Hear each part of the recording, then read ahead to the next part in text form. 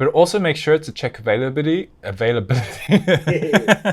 Hello everyone, what's up and welcome back. Recently, Mendix announced its partnership with Snowflake, the AI data cloud company. Snowflake offers a wide variety of tools for centralizing your data and using AI to provide valuable insights into the data itself. In this video, I'll be covering how to use Snowflake in your Mendix app, including how to set up your Snowflake account, correctly configuring the Snowflake connection using the external database connector, and how to trigger Cortex AI functions with that connection. Keep in mind that this video will only cover using the external database connector to do this, but you can also make use of the REST SQL connector to integrate into Snowflake's platform. That being said, let's get started. So if you don't have an account already, you can sign up to Snowflake on a free trial for 30 days. And you'll get $400 of free credit on their platform actually. In this example, I'll be following the guide from our docs pages. So if at any point you'd like some more info, head over to our docs pages and get some more insight. So I'm going to be building a simple app which will be accessing the global weather and climate data for BI. So this dataset is a free to use dataset created by WeatherSource. So if we want to add this dataset into our Snowflake account, we have to search for its name. So global weather and data for BI. And we can click on get to gain access and we can proceed. So next up, I can head over to Studio Pro and I can add a new external database connection by right-clicking on my first module. And then we're going to select add other, and then right at the bottom here is external database connection. And once we click this, we should get a little wizard. And yeah, this wizard is going to help us complete the connection. And we just have to fill out some details. So we need to select Snowflake. After that, we can just fill in these details over here. We're going to use the connection details. You can use the connection string if you want, but I think the connection details are easier. So for host, we need to go back into Snowflake, and then we can click on your account in the bottom left corner. And from there, there's this pop-up, and there's this option over here to copy the URL for this account. Now from here, we can just paste this into the fields for host, and then we need to delete the start over here, the HTTPS. Okay. So the port number is normally 443 for all Snowflake connections, but I think it can differ. And for database name, we're going to enter the name as it is in the platform. So it's global weather _ climate _ data _ for _ BI. And this needs to match exactly. So the warehouse is compute _ WH is caps. And this is the default warehouse when you create your account. So if you want to use a different warehouse, you can. And if you don't know what warehouses are, Snowflake has a great explainer on their platform. So the username and password are going to be unique to you. So enter your credentials, and from here we can hit the test connection button. So if it works like it has now, you'll see this green success message, and we can simply click save to continue. So next we have to create a query which we can execute against this database. So luckily the guide in the docs pages has us covered, and we can copy paste it from there. So I'm just gonna take it from there and paste it in here. Now there is one small tweak I had to make here. When I just entered this query directly, I encountered an error that climatology day does not exist.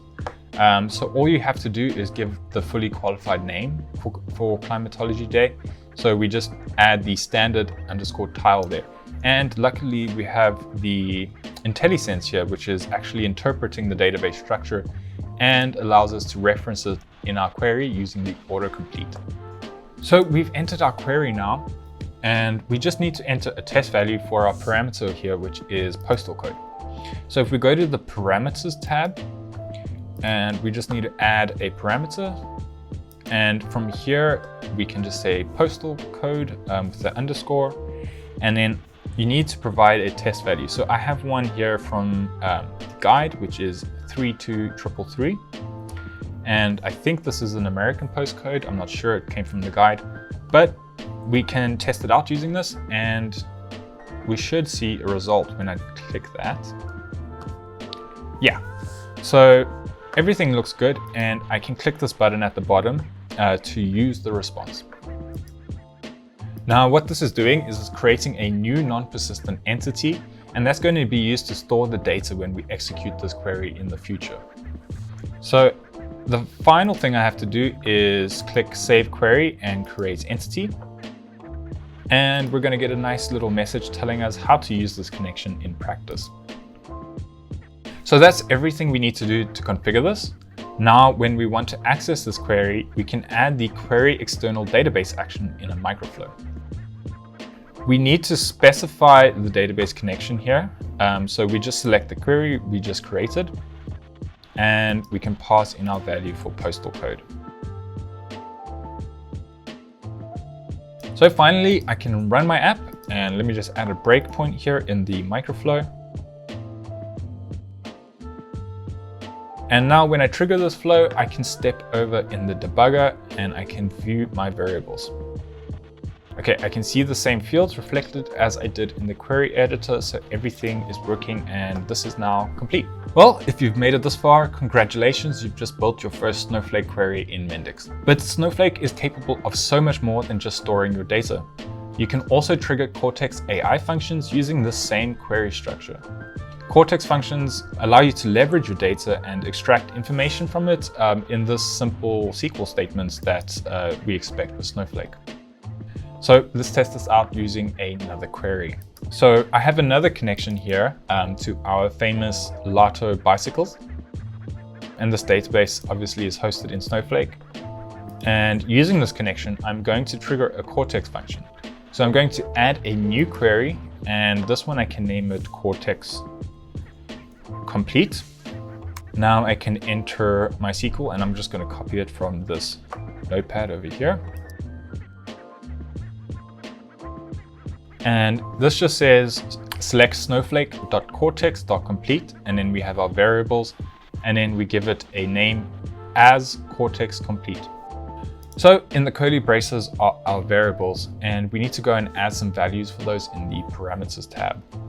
So for p_model, I'm going to add a test value snowflake-arctic, and for p_text, I'm going to add a test value of hello Cortex. So the text is whatever string you're sending, your actual query statement, and then the model is the model that you're trying to reference.